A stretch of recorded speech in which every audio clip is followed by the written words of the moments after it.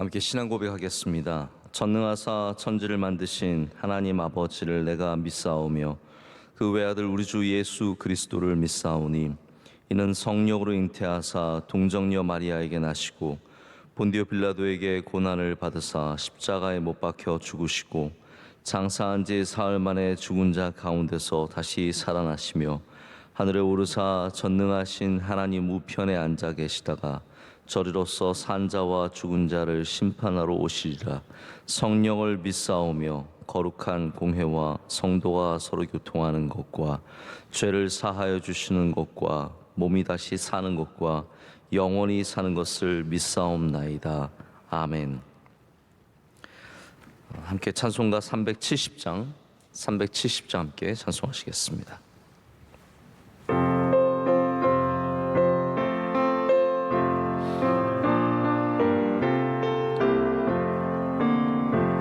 주 안에 있는 나에게 단 근심이 있으랴.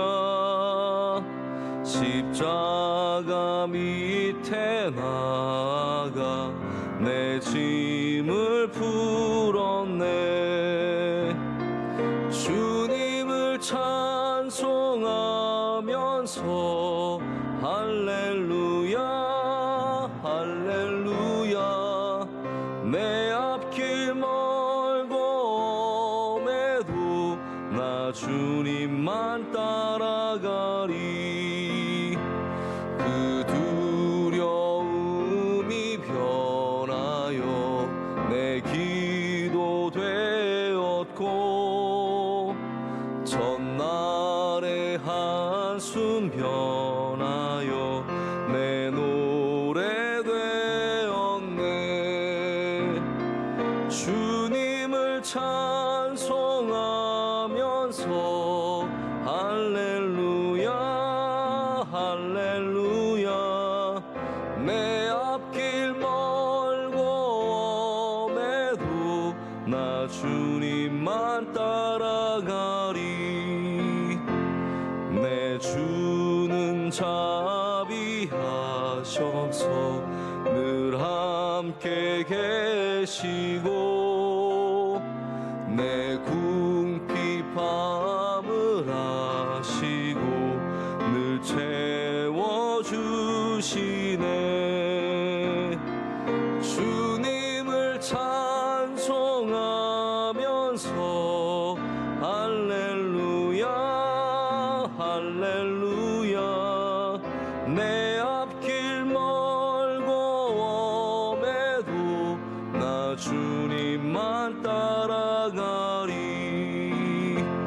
내 주와 맺은 언약은 영 불변하시니 그 나라 가기까지는 늘 보호하시네.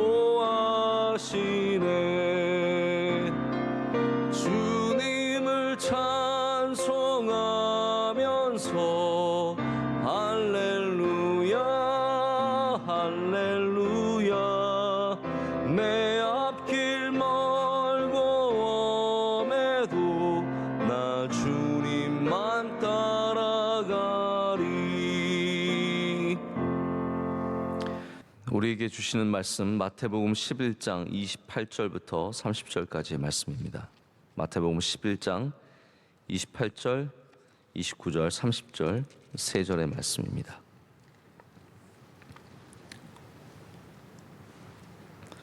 찾으셨으면 우리 다 함께 한 목소리로 읽겠습니다.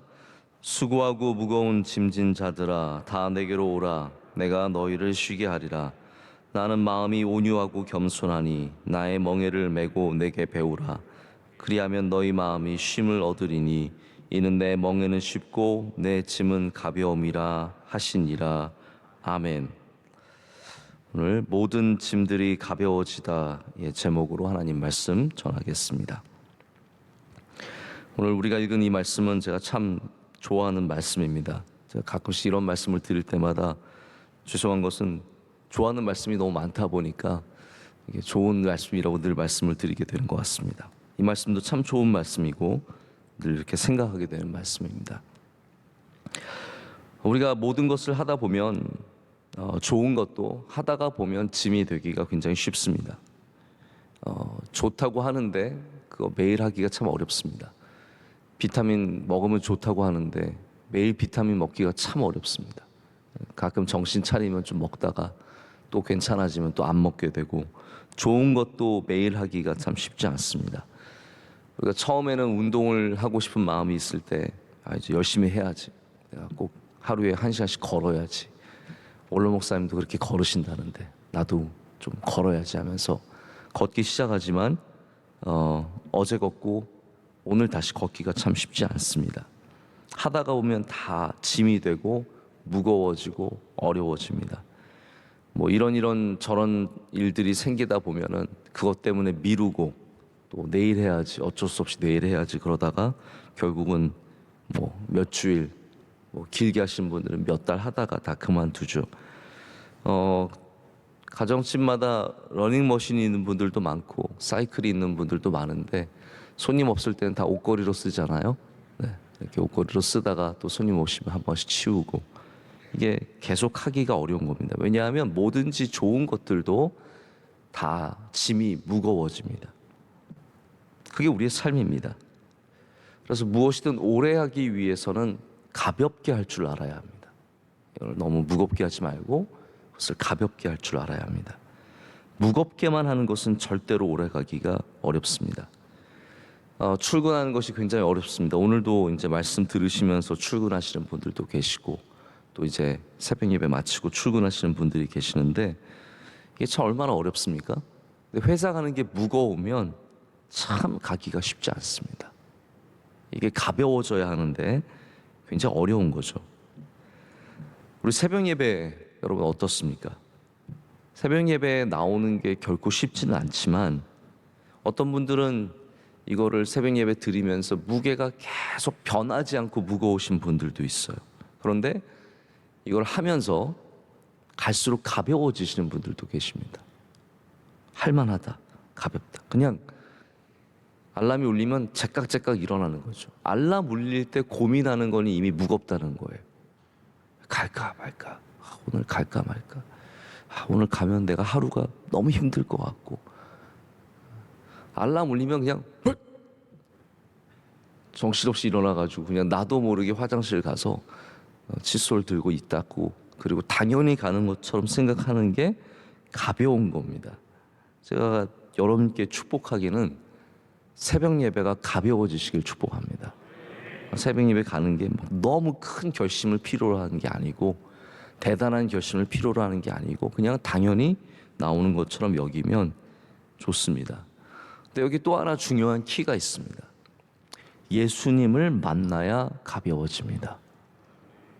우리가 신앙생활을 그냥 오래 했다고 가벼워지는 것이 아니라 그 안에 반드시 예수님을 만나야 가벼워지는 것을 경험하게 됩니다. 주일이 예수님을 만나야 가벼워지고, 새벽 예배가 예수님을 만나야 가벼워지고, 기도가 예수님을 만나야 가벼워지고, 오늘 예수님께서 우리에게 주신 말씀은 그거거든요. 내게로 오라. 내게 수고하고 무거운 짐진 자들. 여러분, 이 수고와 무거운 것이 무엇이겠습니까? 이게 신앙생활이거든요. 이게 유대인들의 율법적인 신앙생활을 두고 말씀하시는 거예요. 그냥 어려운 일이 많아서, 고난이 많아서 수고하고 무거운 것이 아니라 하나님을 믿는다고 하는데 너무 수고하고 무거운 거예요. 그러니까 예수님께서 내게로 오라는 거죠. 나를 만나고 내게서 배우고 내 짐을 지면 너희가 쉼을 얻고 가벼워진다고 말씀하십니다. 할렐루야. 이것이 핵심입니다. 율법과 이스라엘의 종교는 너무 무거웠어요. 율법 하나하나 지켜야 되는 것들이 너무 많았고, 장로의 전통, 그러니까 여러분 잘 아시겠지만 하나님이 주신 토라의 말씀, 그 모세오경에 나오는 율법의 말씀 외에도 장로들의 전통이 더해져서 뭐 이런 것도 지켜야 되고 저런 것도 지켜야 되고, 사실 당연한 거예요. 뭐 하다 보면은 요런 또 규칙들이 필요한 것들이 있습니다. 더해지고 그게 신앙생활 잘하도록 만들어 놓은 거죠. 그러나 그것이 더해지고 더해지고 규율들이 많아지다 보니까 이 짐에 눌리기 시작하는 겁니다. 그러다가 즐거움을 잃어버리고 하나님을 만나는 것을 잃어버리고 이 무거운 짐에 눌려서 살게 된 겁니다. 혹시 여러분 가운데도 신앙의 짐에 눌리신 분들이 있으시다면, 교회 생활하다가 이런저런 규율과 지켜야 하는 것들과 이런 것들에 눌려 계신 분들이 계시다면 다시 반드시 예수님 앞으로 나가셔야 됩니다. 예수님을 만나셔야 됩니다. 거기에 쉼이 있고 거기에 가벼움이 있는 줄로 믿습니다. 예수님께로 가야 쉼을 얻습니다. 강요된 종교, 짓눌린 종교가 아니라 참된 생명이 있는 우리에게 쉼을 허락해 주십니다. 그래서 예수님을 만나기 전의 신앙생활과 예수님을 만난 후의 신앙생활은 전혀 다른 차원입니다. 또 우리가 예수님을 잃어버려서 마치 에베소 교회처럼 처음 사랑을 어디서 떨어뜨렸는지 모르게 잃어버리고 나면 모든 것들이 무거워지게 되어 있습니다. 여러분, 예수님께서 내게로 오면 쉼이 있다고 말씀하실 때 그것이 우리가 하나님께 드리는 헌신의 시간이 줄어드는 것을 보장해 주신 말씀이겠습니까? 내게로 오면 너희가 그렇게 교회 많이 안 나가도 돼. 내가 세운 교회는 조금만 나가는 되는 교회야. 주님께서 그렇게 말씀해 주시는 걸까요? 이 말씀이 우리가 하나님께 드리는 물리적인 시간이 줄어들거나 또 하나님의 일을 섬기는 일들이 강도가 줄어든다는 말씀은, 저는 그런 말씀은 아니라고 생각해요. 지금 다니는 회사가 일주일에 60시간 일하는데 옮기는 회사는 일주일에 40시간 일하니까 여기가 더 쉼이 많다, 여기로 오라라는 그런 구호가 아니라는 거죠. 어떤 교회는 제가 보니까 이렇게, 제가 이제 목회자 그런 잡지들도 좀 읽지 않습니까? 그럼 혁신적인 교회, 좋은 교회 이렇게 소개를 하면서 이제 그렇게 강조하시는 분들도 계신 것 같아요. 우리 교회는 많이 모이지 않아요. 네, 그게 이제 교회의 캐치프레이즈예요. 우리는 쉼이 있어요. 우리 교회는 많이 모이지 않고 주에 한 번만 나와서 삶의 예배를 드립니다. 여러분, 삶의 예배가 당연한 건데 그거를 마치 교회에서 드리는 예배는 별로 중요하지 않으니까 그걸 줄이고 삶의 예배를 늘린다는 식으로 가져가면 저는 약간 좀 모순된 것이 아닌가라는 생각을 갖습니다. 그게 쉼입니까? 우리 교회는 봉사 많이 안 해도 돼요. 지금 여기 계신 분들도 봉사 많이 하시는 분들 오신 거예요. 그렇죠? 봉사 많이 안 하시면 빨리 나가세요. 네. 지금 여기 우리 새벽 예배 드리시는 이 성전 안에 계신 분들은 그래도 부서 안에서 열심히 섬기는 분들이 대부분 이렇게 뽑혀서 오신 거잖아요. 만약에 좋은 교회가 있다면 봉사 안 하고 좀 편하게 다닐 수 있는, 거기가 진정한 쉼이 있는 교회겠습니까? 저도 교회 안 가고 쉬어본 적이 있습니다. 유학 생활할 때 토요일 날 맨날 청년대학부 섬기다가 토요일 날 교회 안 가니까 세상에 그렇게 편할 수가 없어요. 그 시간이 4시간이 되고 너무 편하고 저녁 예배, 주일 저녁 예배 없으니까요, 천국인 것 같아요.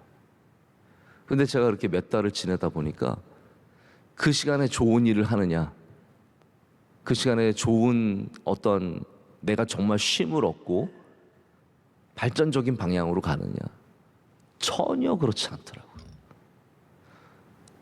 우리가 생각하는 쉼은 교회에 덜 나오고 좀 덜 봉사하고 4시간을 갖는 것이지만 주님은 그렇게 접근하지 않으십니다.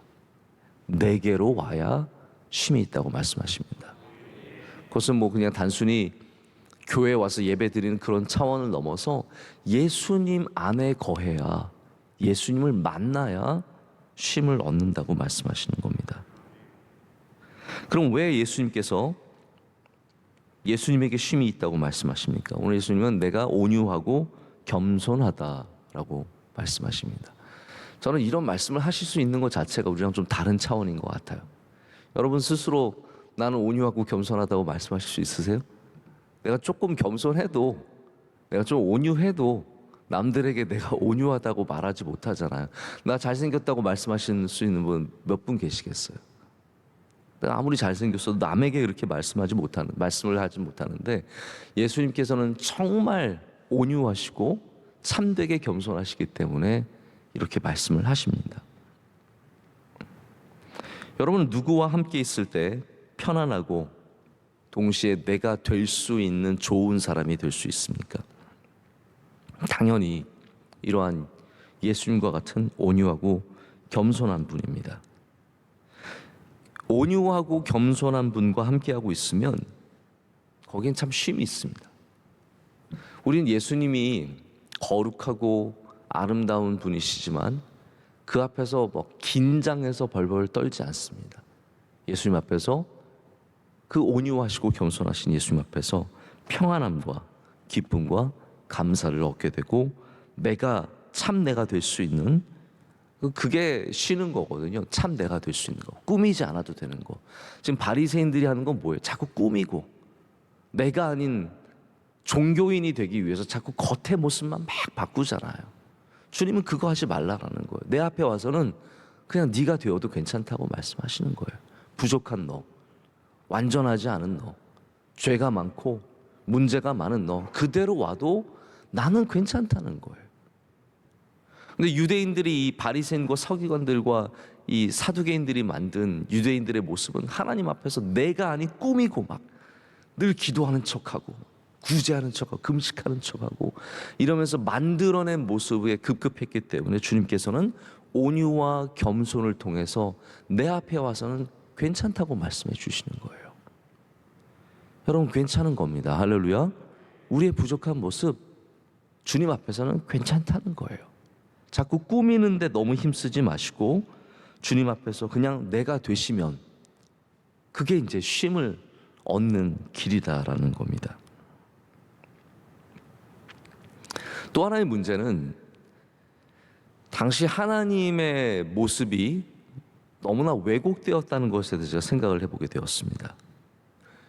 여러분, 구약 성경을 읽으시면 우리가 보는 구약 성경의 하나님은 또 때로는 굉장히 무섭고 두렵지만, 하나님께서 자꾸 뭐라고 하나님에 대해서 정체성을 드러내시냐면, 나는 은혜가 많고 자비롭고 긍휼을 베풀고, 하나님께서 끊임없이 이 말씀을 반복해서 우리에게 가르쳐 주시거든요. 맞습니다. 하나님은 은혜가 많으신 분이세요. 자비로우신 분이세요. 그런데 지금 누가 하나님을 대변하고 누가 하나님을 보여주고 있습니까? 하나님의 모습을 볼 수 없었기 때문에 그들이 하나님을 볼 수 있는 방법은, 이거 굉장히 중요한 건데요, 하나님을 열심히 믿는 사람들을 통해서 하나님을 보게 됩니다. 왜냐하면 하나님 볼 수 없으니까요. 하나님을 열심히 믿는 사람들이 어떻게 믿는지가 하나님의 모습을 투영하는 그 도구예요. 그런데 바리새인들과 사두개인들과 서기관들이 보여주는 하나님의 모습은 무엇입니까? 깐깐한 하나님, 하나하나 따지는 하나님, 뭐 하나 어기면 바로 정죄하시고 돌로 치라고 말씀하시는 하나님인 거예요. 이게 바리새인들이 만들어낸 하나님의 모습이었다는 거죠. 그래서 예수님은 그걸 바꾸시기 원하시는 거예요. 예수님이 보여주시고 싶으신 하나님의 모습은 온유하고 겸손한 하나님의 모습이죠. 우리가 소위 잘 믿는다고 하는 우리가 보여주는 예수님의 모습이 참 중요합니다. 이 시대에 우리가 예수님이 어떠한 분이신지 잘 이 세상에 제대로 보여주기 위해서는 우리의 신앙의 모습이 어떤지를 봐야 돼요. 내가 하나님을 어떻게 믿느냐, 내가 교회에 어떻게 다니느냐, 우리 명성교회가 예수님을 어떻게 믿는지를 보여주는 게 이 세상에 예수님이 누구인지를 보여주는 도구라는 거죠. 여러분, 이거 굉장히 중요하지 않겠습니까?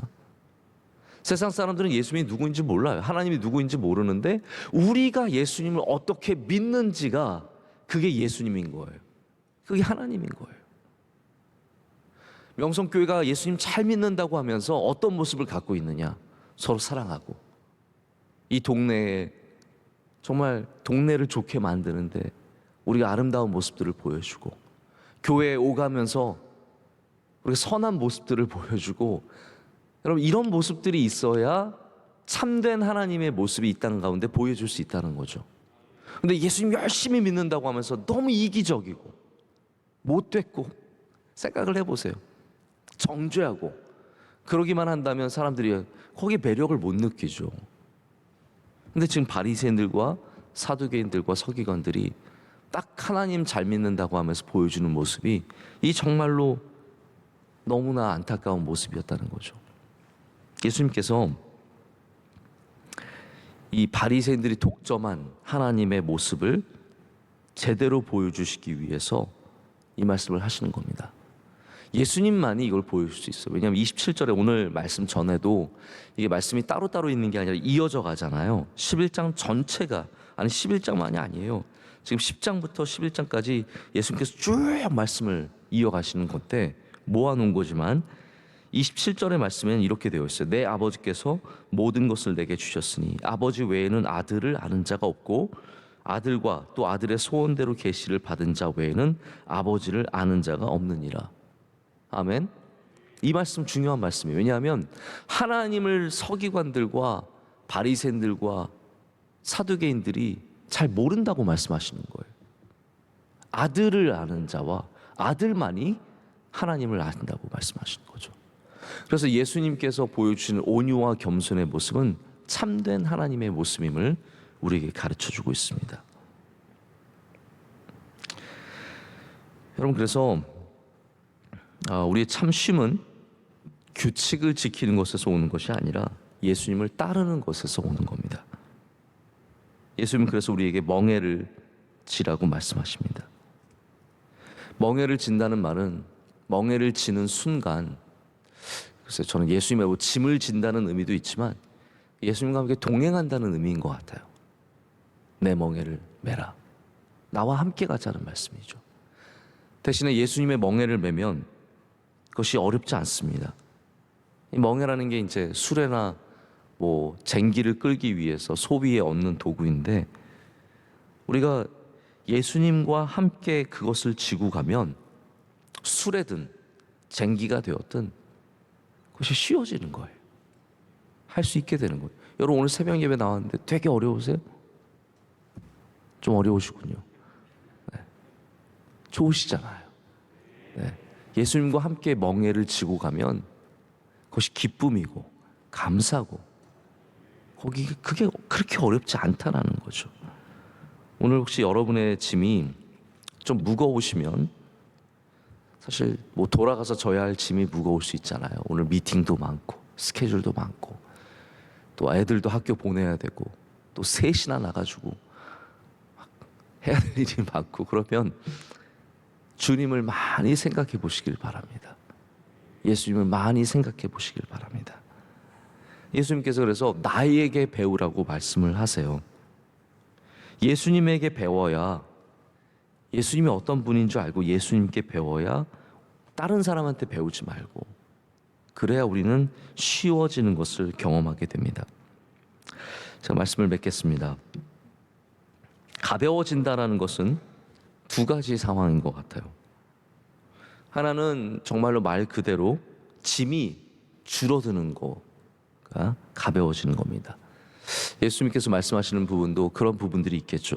우리가 주님을 만나고 주님 안에 거하면 짐을 막 이 짐 저 짐 막 명예의 짐 욕망의 짐 이런 것들 다 좀 버리고 좀 가볍게 갈 수 있는 그런 동기가 되고 또 그런 은혜가 있습니다.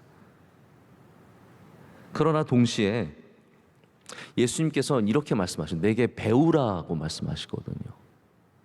예수님께 배워야 짐이 가벼워진다고 말씀하시거든요.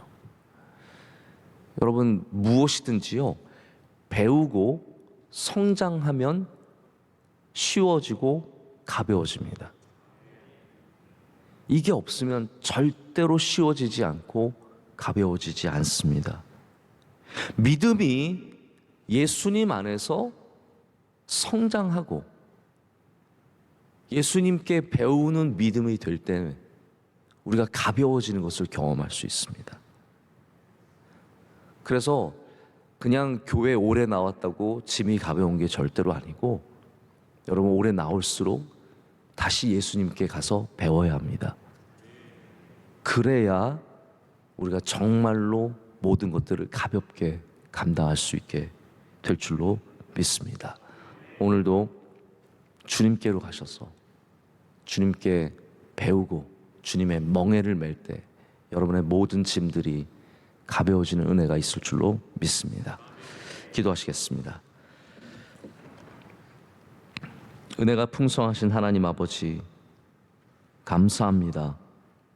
참으로 세상의 무거운 짐들, 가정의 무거운 짐, 감정의 무거운 짐, 수많은 짐들을 들고 주님 앞에 나온 백성들을 온유하고 겸손하신 주님이 맞아주시고 우리를 가볍게 하시니 감사합니다. 모든 무거웠던 것들 주님 앞에 내려놓게 하여 주시옵소서. 쓸데없이 지고 다니는 수많은 세상의 것들, 육적인 것들 주님 앞에 내려놓게 하여 주시옵소서. 그로 말미암아 주님이 주시는 가벼움을 경험하게 하여 주시고 그 가벼움을 잃지 말고 주님 부르시는 그날까지 경주하는 주의 백성들이 되게 하여 주시옵소서. 오늘 주님 앞에 나와 기도하는 주의 많은 사랑하시는 성도들, 우리 유튜브로 예배드리면서 간절하게 주님께 나가는 성도들 한 명 한 명 만나주시고 우리 모든 짐을 가볍게 하실 줄로 믿습니다.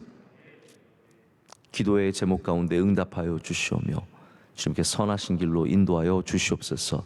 대한민국 위에 은혜의 단비를 내려 주시옵소서. 우리 가정에 폭포수와 같은 은혜를 부어 주시옵소서. 주님의 기름이 머리부터 발끝까지 흐르게 하여 주시며 모든 성도들마다 주님이 주시는 승리의 삶을 경험하게 하여 주시옵소서. 하나님, 명성교회 위에 은혜를 내려주셔서 우리가 예수님 잘 믿을 때 세상이 예수님을 만나게 하시고 예수님을 바로 알게 하실 줄로 믿습니다.